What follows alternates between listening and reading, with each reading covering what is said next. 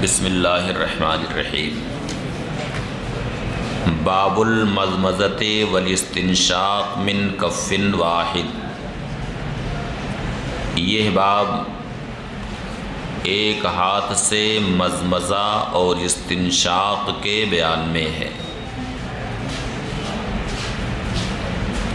اس باب کے قائم کرنے کا مقصد یہ ہے کہ ایک ہی چلو سے مضمضہ بھی کرے اور ساتھ ہی استنشاق بھی کرے۔ ایک چلو پانی لے، اسی سے کلی بھی کرے اور اسی کو بچا کر کے پھر ناک میں بھی ڈالے۔ یعنی مضمضہ اور استنشاق کے درمیان فصل کرنا یہ زیادہ بہتر ہے یا دونوں کے درمیان وصل کرنا یہ زیادہ بہتر؟ اس بارے میں امام ابو حنیفہ رحمۃ اللہ تعالی علیہ کا مذہب ہے کہ دونوں کے درمیان فصل کرنا یہ افضل، کلی الگ سے کرے اور استنشاق الگ پانی سے کرے۔ اب 3 بار کلی کرنی ہے تو ہر بار کے لیے نیا پانی لے، اور 3 بار استنشاق کرنا ہے تو ہر بار کے لیے نیا پانی لے۔ یہ مذہب امام ابو حنیفہ رحمۃ اللہ تعالی علیہ کا۔ جبکہ کتب شوافع میں یہ مسئلہ مذکور ہے کہ دونوں کے درمیان وصل کرے۔ حالانکہ امام نووی رحمۃ اللہ تعالی علیہ جو شوافع کے وہاں اصحاب ترجیح میں سے ہیں، انہوں نے وصل اور فصل دونوں صورتیں ذکر کی،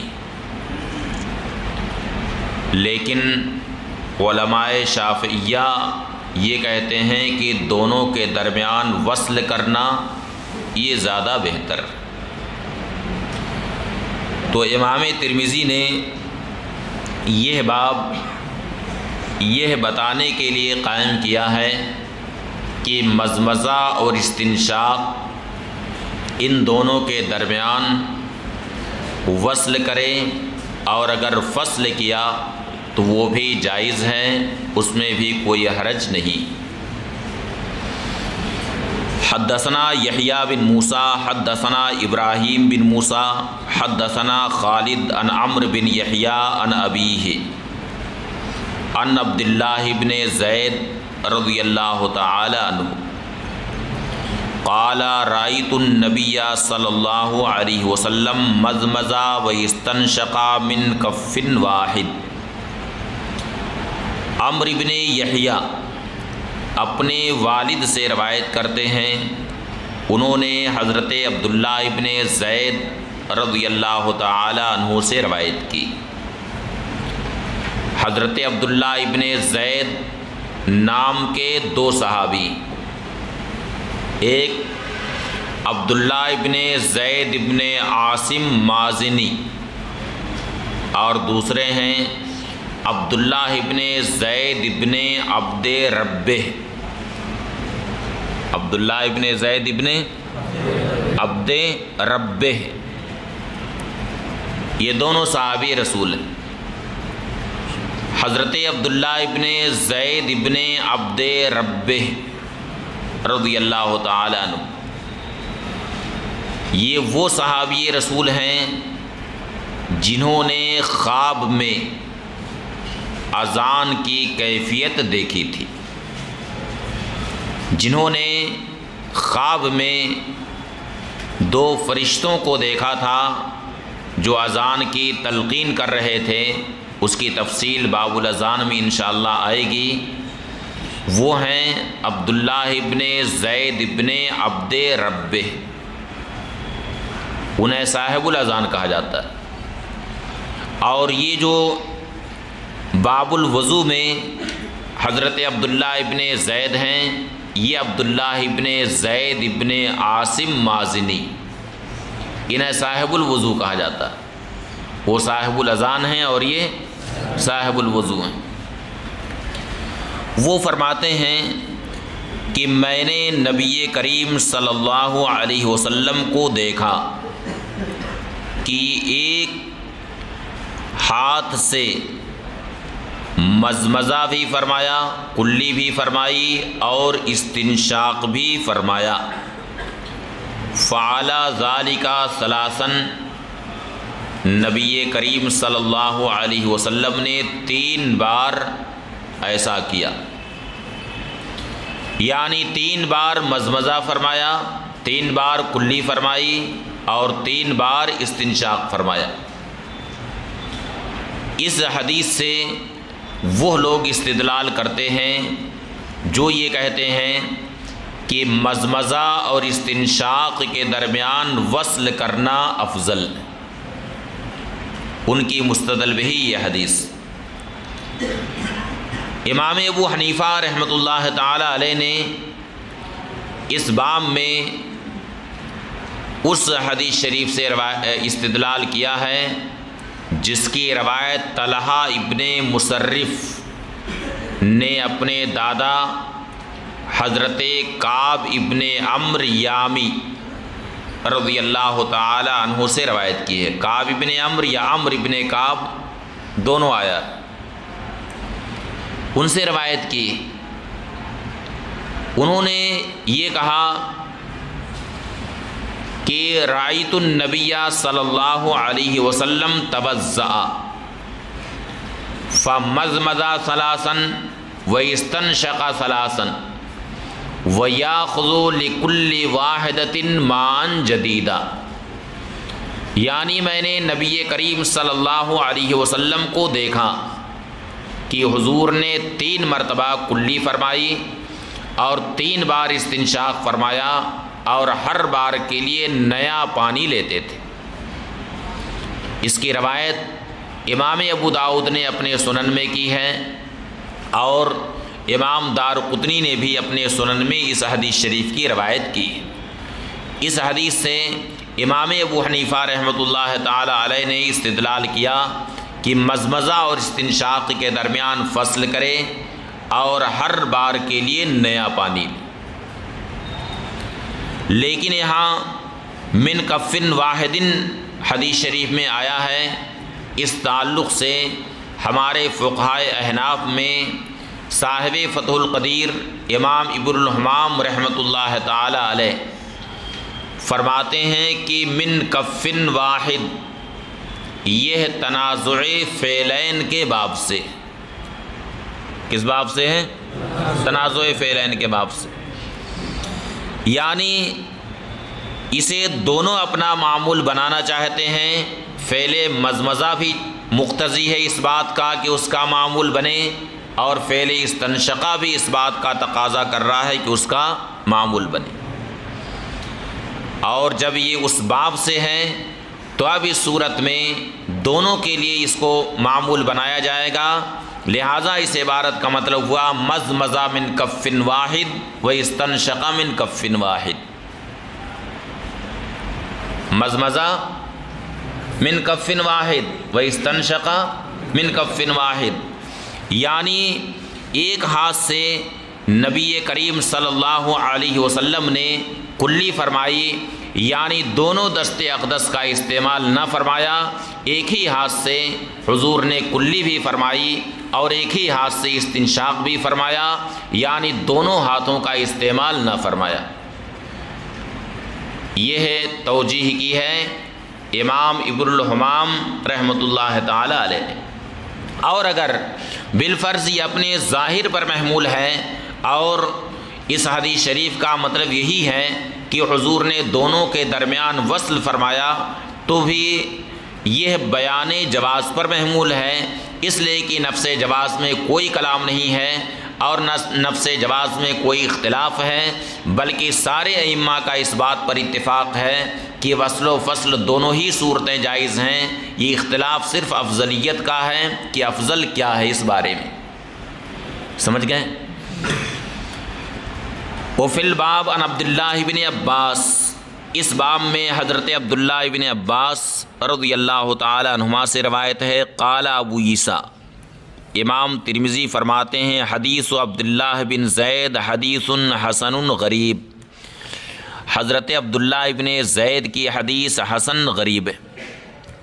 وقد روا مالک و ابن وینا وغیر واحد ھذا الحدیث عن عمرو بن یحییٰ ولم یذکروا ھذا الحرف ان النبی صلی اللہ علیہ وسلم مزمز و استنشق من کف واحد۔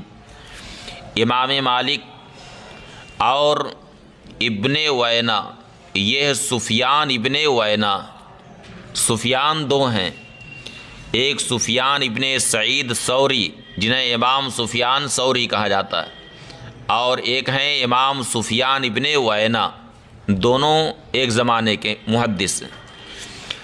امام مالک اور امام سفیان ابن وینا اور کئی لوگوں نے اس حدیث شریف کی روایت عمرو ابن یحییٰ سے جب کی تو اس حرف کا ذکر نہیں کیا۔ کون سا حرف؟ وہ حرف یہ ہے کہ ان النبی صلی اللہ علیہ وسلم مزمز و استنشق من کف واحد، وَإِنَّمَا ذَكَرَهُ خالد بن عبداللہ۔ یہ حرف کس نے ذکر کیا؟ خالد ابن عبداللہ نے۔ سند میں دیکھیے، عمرو ابن یحییٰ سے خالد ابن عبداللہ نے اس حدیث کی روایت کی، تو فرماتے ہیں کہ اس حرف کو خالد ابن عبداللہ نے صرف ذکر کیا ہے، باقی امام مالک اور سفیان ابن وینا وغیرہ نے اس لفظ کو ذکر نہیں کیا۔ تو اب سوال یہ پیدا ہوتا ہے کہ صرف خالد ابن عبداللہ نے اسے جب ذکر کیا ہے تو یہ ہے قابل حجیت ہے یا نہیں؟ اس لیے کہ وہ اس روایت میں متفرد ہیں، اس لفظ میں متفرد۔ اس کا جواب امام ترمذی دیتے ہیں کہ خالد ابن عبداللہ یہ ثقہ ہیں، اور ثقہ کی زیادت مقبول ہوتی، اس لیے انہوں نے جو یہ زیادت کی ہے یہ زیادت مقبول ہے۔ فرماتے ہیں وہ خالد ثقۃ حافظ عند اہل الحدیث، اور خالد محدثین کے نزدیک ثقہ ہیں، حافظ ہیں۔ وقال بعض اہل العلم، اور بعض اہل علم کہتے ہیں المزمزۃ والاستنشاق من کف واحد یجزی، ایک ہاتھ سے کلی کرنا اور استنشاق کرنا کافی۔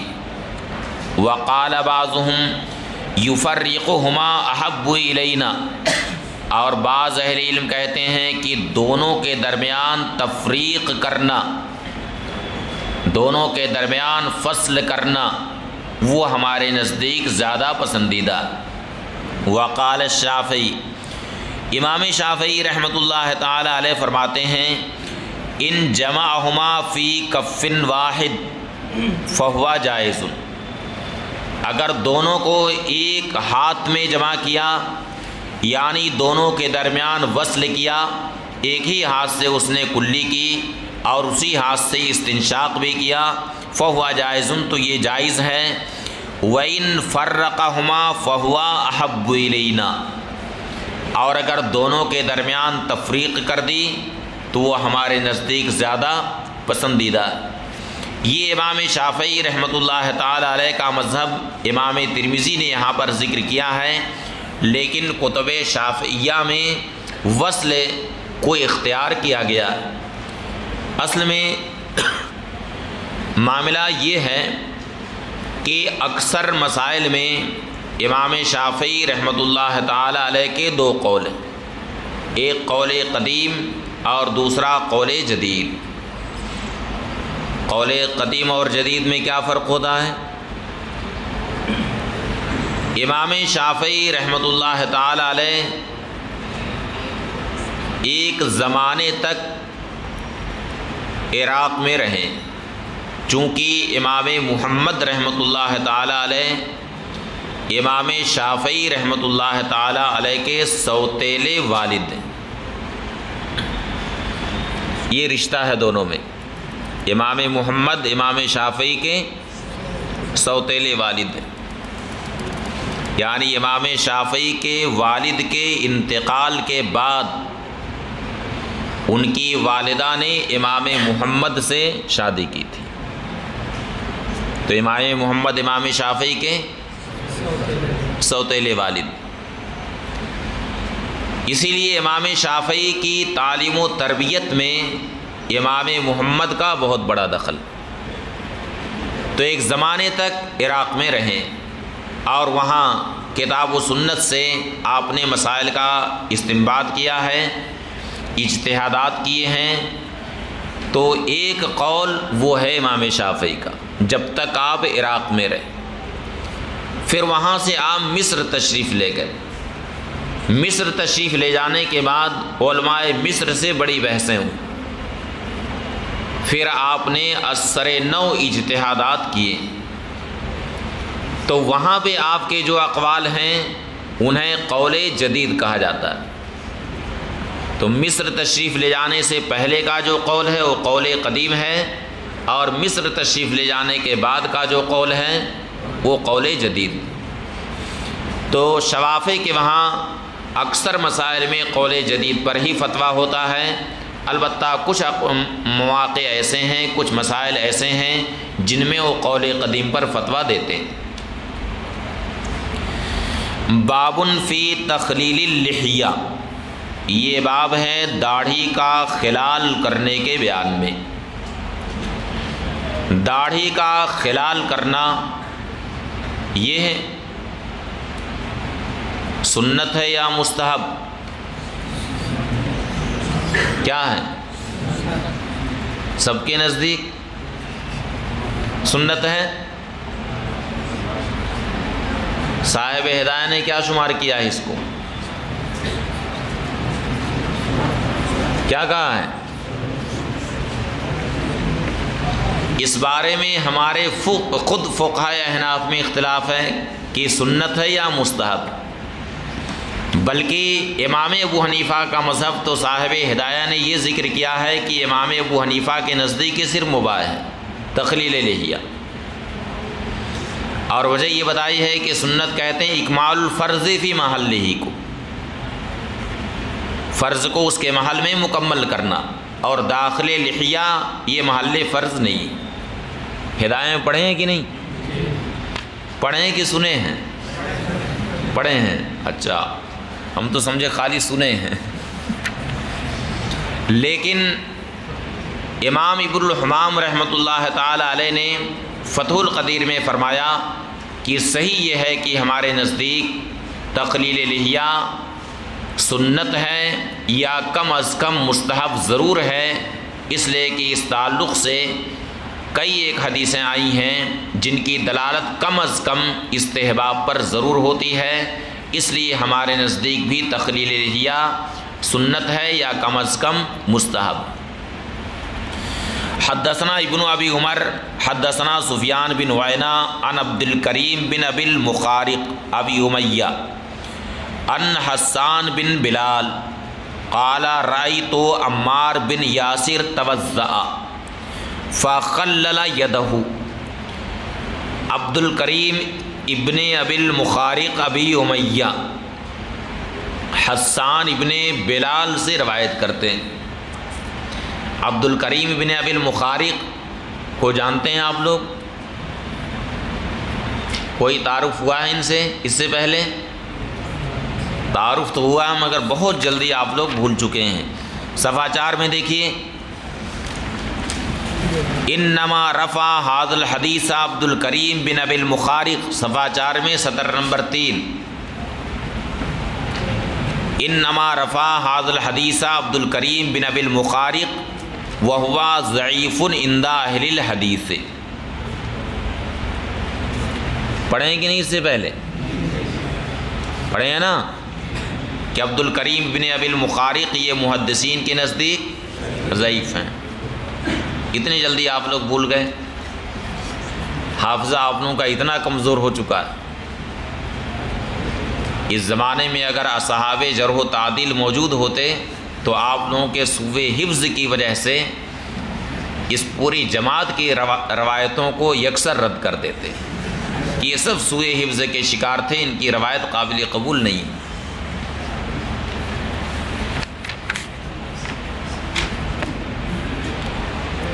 عبد الکریم ابن ابی المخارق ابی امیہ حسان ابن بلال سے روایت کرتے ہیں، وہ فرماتے ہیں کہ میں نے حضرت عمار ابن یاسر کو دیکھا، توضأ وضو کیا، فخلل لحیتہ تو داڑھی کا خلال کیا، فقیل لہ او قال فقلت لہ، اس عبارت کو سمجھیے، فقیل لہ اے قیل لعمار، یعنی حضرت عمار ابن یاسر سے کہا گیا، اتخلل لحیتک، کیا آپ اپنی داڑھی میں خلال کرتے ہیں؟ او قال، یا حسان ابن بلال کہتے ہیں فقلت لہ، یعنی میں نے خود حضرت عمار ابن یاسر سے کہا، اتخلل لحیتک، کیا آپ اپنی داڑھی میں خلال کرتے ہیں؟ فرق سمجھ میں آیا دونوں میں؟ نہیں سمجھ میں آیا فرق؟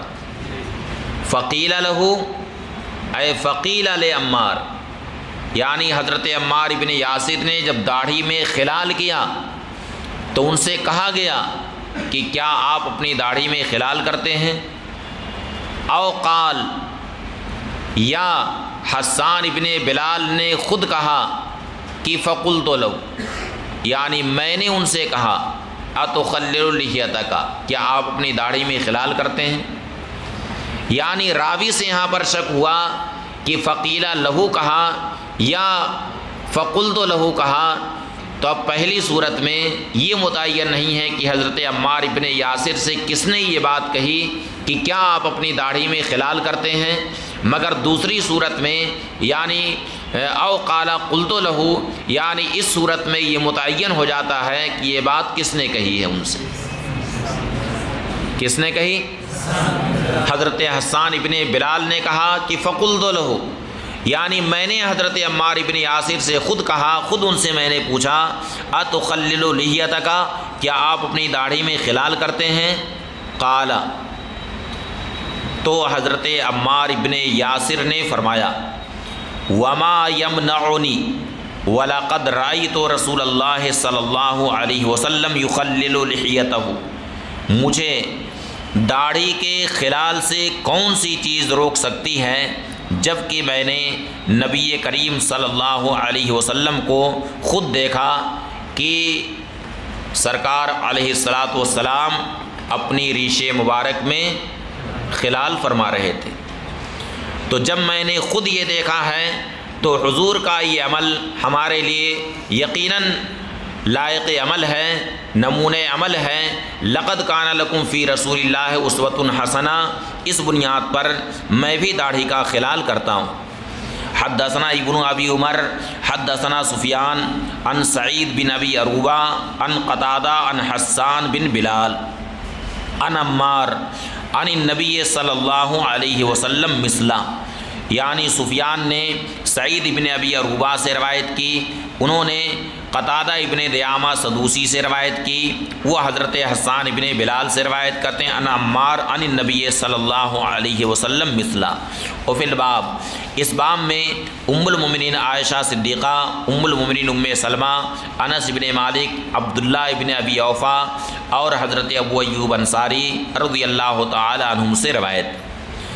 قال ابو عیسیٰ، امام ترمذی فرماتے ہیں، سمعت اسحاق ابن منصور یقول، میں نے اسحاق ابن منصور سے سنا، وہ فرماتے ہیں کہ میں نے امام احمد ابن حنبل سے سنا، وہ فرماتے ہیں قال ابن وینہ، سفیان ابن وینہ نے کہا، لم یسمع عبد الکریم من حسان بن بلال حدیث التخلیل، عبد الکریم ابن ابی المخارق نے حسان ابن بلال سے حدیث تخلیل نہیں سنی۔ تو جب ان سے خود نہیں سنی ہے تو اس کا مطلب یہ ہوا کہ عبد الکریم ابن ابی المخارق اور حسان ابن بلال کے درمیان بیچ میں کوئی راوی جو ساقط، اس لیے یہ حدیث منقطع ہوئی۔ حدثنا یحییٰ بن موسیٰ حدثنا عبد الرزاق عن اسرائیل عن عامر بن شقیق عن ابی وائل عن عثمان بن عفان رضی اللہ تعالی عنہ ان النبی صلی اللہ علیہ وسلم کان یخلل لحیتہ۔ اسرائیل عامر ابن شقیق سے روایت کرتے ہیں، انہوں نے ابو وائل سے روایت کی، وہ حضرت عثمان ابن عفان رضی اللہ تعالی عنہ سے روایت کی کہ نبی کریم صلی اللہ علیہ وسلم داڑھی شریف میں خلال فرماتے تھے۔ قال ابو عیسیٰ، امام ترمذی فرماتے ہیں ھذا حدیث حسن صحیح، یہ حدیث حسن صحیح۔ وقال محمد بن اسماعیل، امام بخاری فرماتے ہیں اصح شیء فی ھذا الباب حدیث عامر بن شقیق عن ابی وائل عن عثمان، اس باب میں زیادہ صحیح عامر ابن شقیق عن ابی وائل عن عثمان کی حدیث، اس وجہ سے کہ اس سے پہلی والی حدیث جو حسان ابن بلال کی ہے اس کے رجال میں عبد الکریم ابن ابی المخارق ابی امیہ ہیں، اور عبد الکریم ابن ابی المخارق محدثین کے نزدیک ضعیف ہیں۔ دوسری بات یہ ہے کہ عبد الکریم ابن ابی المخارق اور حسان ابن بلال کے درمیان انقطاع ہے، اس لیے کہ عبد الکریم نے حسان ابن بلال سے حدیث تخلیل نہیں سنی ہے، اس لیے درمیان میں کوئی راوی ساقط ہیں، اور وہ کون راوی ہیں وہ بھی مجہول ہیں۔ وہ راوی کیا ہیں؟ مجہول ہیں، ان کے نام کا ہی پتہ نہیں، ان کے حالات بھی معلوم نہیں، اس لیے وہ روایت، اس روایت سے حجیت قائم ہونے کے لیے یہ ضروری ہے کہ اب کوئی دوسری حدیث ایسی ملے جس سے اعتبار کیا جائے، یعنی اس سے اس حدیث کو تقویت ملے۔ تو امام بخاری فرماتے ہیں کہ عامر ابن شقیق کی حدیث یہ زیادہ صحیح ہے، اس لیے کہ اس حدیث کے سارے رجال ثقہ ہیں، ان میں کوئی بھی راوی ایسے نہیں ہیں جن پر اصحاب جرح و تعدیل نے کلام کیا۔ فرمایا وقال بہذا اکثر اہل العلم من اصحاب النبی صلی اللہ علیہ وسلم ومن بعدہم، یہی قول ہے اکثر اہل علم کا صحابہ کرام میں اور صحابہ کرام کے بعد بھی۔ اکثر اہل علم داڑھی میں خلال کرنے کے قائل ہیں، یہی قول ہے امام شافعی رحمۃ اللہ تعالی علیہ کا۔ وقال احمد، اور امام احمد بن حنبل فرماتے ہیں ان سہانی تخلیل، اگر تخلیل بھول گیا، خلال کرنا بھول گیا، فہو جائز، تو یہ جائز ہیں۔ وقال اسحاق، اور امام اسحاق ابن راہویہ نے کہا ان ترکہ ناسیا او متعولا اجزا، اگر بھول کر کے چھوڑا یا تعویل کی بنیاد پر چھوڑا تو اس کے لیے کافی ہے، یعنی وضو ہو جائے گا۔ وَإِن تَرَكْهُ عَامِدًا أَعَادَ، اور اگر قصداً اسے چھوڑ دیا تو وضو کا اعادہ کرے۔ اس سے ایسا لگتا ہے کہ امام اسحاق بن راہویہ کے نزدیک تخلیل واجب ہے، تبھی تو اعادہ کرنے کا حکم دیتے ہیں۔ باب ما جاء فی مسح الراس، یہ باب ہے مسح راس کے بیان میں، انہ یبدأ بمقدم الراس الی مؤخرہ، کہ سر کے اگلے حصے سے شروع کرے اور پیچھے کی طرف لے کر کے جائے۔ حدثنا اسحاق بن موسیٰ الانصاری حدثنا معن حدثنا مالک بن انس عن عمرو بن یحییٰ عن ابیہ عن عبداللہ بن زید ان رسول اللہ صلی اللہ علیہ وسلم مسح راسہ بیدیہ۔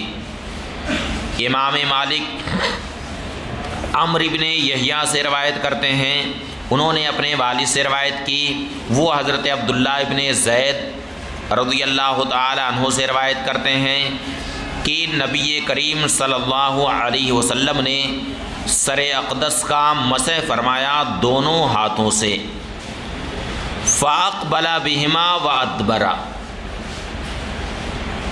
لفظی ترجمہ کیا ہوگا؟ فاقبل بہما وادبر، یعنی دونوں کو آگے لے آئے اور پیچھے لے گئے، دونوں کو آگے لے آئے اور پیچھے لے گئے۔ اب اس سے شبہ یہ ہوتا ہے کہ سر اقدس کے پچھلے حصے سے حضور اقدس صلی اللہ علیہ وسلم نے مسح شروع فرمایا، تو اب اس شبہے کو دور کرنے کے لیے راوی نے اس بات کی وضاحت کر دی ہے کہ بدأ بمقدم راسہ، حضور نے کہاں سے شروع فرمایا؟ سر اقدس کے اگلے حصے سے، ثم ذهب بهما الى قفاہ، پھر پیچھے کی طرف لے گئے، ثم ردہما، پھر انہیں وہیں لوٹا دیا، حتی رجع الى المکان الذی بدأ منہ، یہاں تک کہ اسی جگہ لوٹائے جہاں سے حضور نے شروع فرمایا تھا۔ ثم غسل رجلیہ، پھر حضور نے اپنے دونوں پاؤں دھوئے، تو فاقبل بہما وادبر سے جو شبہ پیدا ہو رہا تھا اس شبہ کو بدأ بمقدم راسہ سے دور فرما دیا۔ اس تعلق سے محدثین فرماتے ہیں کہ اس میں واو کا لفظ آیا ہے اور واو ترتیب کے لیے نہیں آتا ہے، اس لیے فاقبل بہما وادبر سے اس بات پر استدلال نہیں کیا جا سکتا کہ حضور نے مسح راس کو پیچھے سے شروع فرمایا۔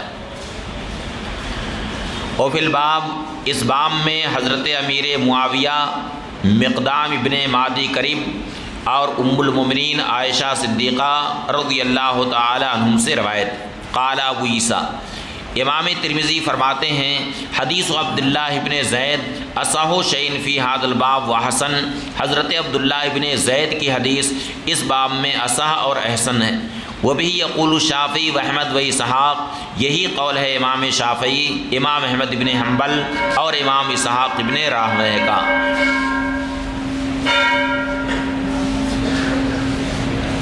باب ما جاء انہ یبدأ بمؤخر الراس، یہ باب اس بیان میں ہے کہ سر کے پیچھے سے مسح شروع کرے۔ حدثنا قتیبہ حدثنا بشر بن المفضل عن عبداللہ بن محمد بن عقیل عن ربیع بنت معوذ بن افرا ان النبی صلی اللہ علیہ وسلم مسح براسہ مرتین۔ بشر ابن المفضل عبداللہ ابن محمد ابن عقیل سے روایت کرتے ہیں، انہوں نے ربیع بنت معوذ ابن افرا رضی اللہ تعالی عنہ سے روایت کی کہ نبی کریم صلی اللہ علیہ وسلم نے سر اقدس کا مسح فرمایا 2 بار۔ بدأ بمؤخر راسہ، حضور نے کہاں سے شروع فرمایا؟ پیچھے سے۔ ثم بمقدمہ، پھر اگلے حصے کا حضور نے مسح فرمایا۔ وبأذنیہ کلتیہما، اور حضور نے دونوں کانوں کا بھی مسح فرمایا، ظہورہما و بطونہما، ظاہری حصے کا بھی اور باطنی حصے کا بھی۔ قال ابو عیسیٰ، امام ترمذی فرماتے ہیں کہ یہ حدیث حسن، اور عبداللہ ابن زید کی حدیث اس سے زیادہ آسا، یعنی اس باب میں 2 حدیثیں ہیں، اوپر والی حدیث حضرت عبداللہ ابن زید کی ہے اور یہ دوسری والی حدیث کن کی ہے؟ ربیع بنت معوذ رضی اللہ تعالی عنہما کی حدیث۔ معوذ کو جانتے ہیں؟ معاذ اور معوذ، یہ دونوں نام نہیں جانتے آپ لوگ؟ تو حضرت معوذ کی بیٹی ہیں حضرت ربیع، وہ یہ کہہ رہی ہیں کہ نبی کریم صلی اللہ علیہ وسلم نے سر اقدس کا مسح 2 مرتبہ فرمایا، بدأ بمؤخر راسہ، حضور نے پیچھے سے مسح شروع فرمایا۔ اب امام ترمذی فرماتے ہیں کہ عبداللہ ابن زید کی حدیث اس سے اصح اور اجود ہے۔ اب دونوں حدیثوں کے درمیان تطبیق کی صورت ہوگی یا ترجیح کی صورت ہوگی۔ علامہ عینی رحمۃ اللہ تعالی علیہ نے یہاں تطبیق کی صورت ذکر کی، وہ یہ فرماتے ہیں کہ دونوں حدیثیں اپنی اپنی جگہ پر صحیح ہیں، البتہ حضرت ربیہ والی جو حدیث ہے وہ بیان جواز پر محمول ہے۔ اگر کسی نے سر کا مسح شروع کیا پیچھے کی طرف سے تو بھی مسح ہو جائے گا، وہ بھی جائز ہے، لیکن افضل طریقہ یہ ہے کہ آگے سے شروع کرے۔ تو پہلی حدیث یعنی حضرت عبداللہ ابن زید کی حدیث وہ محمول ہے بیان افضلیت پر، اور حضرت ربیہ کی حدیث وہ محمول ہے بیان جواز پر، اس لیے دونوں حدیثوں میں کوئی تعارض نہیں۔ اور بعض لوگ یہ کہتے ہیں کہ اس طرح کی روایت صرف بشر ابن المفضل نے کی ہے عبداللہ ابن محمد ابن عقیل سے، جبکہ عبداللہ ابن محمد ابن عقیل کے بارے میں کچھ لوگوں نے حفظ کی حیثیت سے کلام کیا۔ یہ کہیں پڑھے ہیں؟ نہیں پڑھے ہیں؟ کھولیے پہلا صفحہ،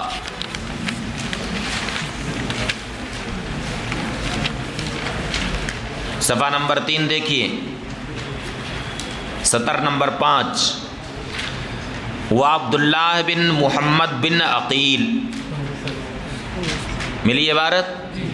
وعبداللہ بن محمد بن عقیل ہوا صدوق وقد تکلم فیہ بعض اہل علم من قبل حفظہ،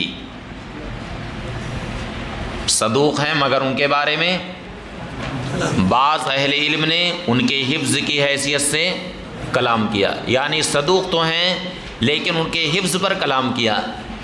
تو کچھ لوگ یہ کہتے ہیں کہ عبداللہ ابن محمد ابن عقیل چونکہ ان کے حفظ پر بعض اصحاب جرح و تعدیل نے کلام کیا ہے، اس لیے یہاں پر عمل حضرت عبداللہ ابن زید کی حدیث پر ہوگا، لیکن علامہ عینی کہتے ہیں کہ دونوں حدیثیں اپنی اپنی جگہ پر صحیح ہیں۔ عبداللہ ابن محمد ابن عقیل کی بات جہاں تک ہے تو اگرچہ بعض اہل علم نے ان کے حفظ پر کلام کیا ہے، لیکن بہت سارے لوگوں نے ان کی حدیثوں سے حجت قائم کی ہے، چنانچہ خود امام بخاری کہتے ہیں کہ سمیت امام ترمذی نے امام بخاری کا قول نقل کیا کہ سمیت محمد ابن اسماعیل یقول کان احمد بن حنبل و اسحاق بن ابراہیم والحمیدی یحتجون بحدیث عبداللہ بن محمد بن عقیل۔ پڑھ چکے ہیں کہ نہیں؟ یہ سب امام بخاری کے شیوخ ہیں، ان کے اساتذہ ہیں، وہ عبداللہ ابن محمد ابن عقیل کی حدیث سے حجت قائم کرتے ہیں، اس لیے دونوں حدیثیں اپنی اپنی جگہ پر صحیح ہیں۔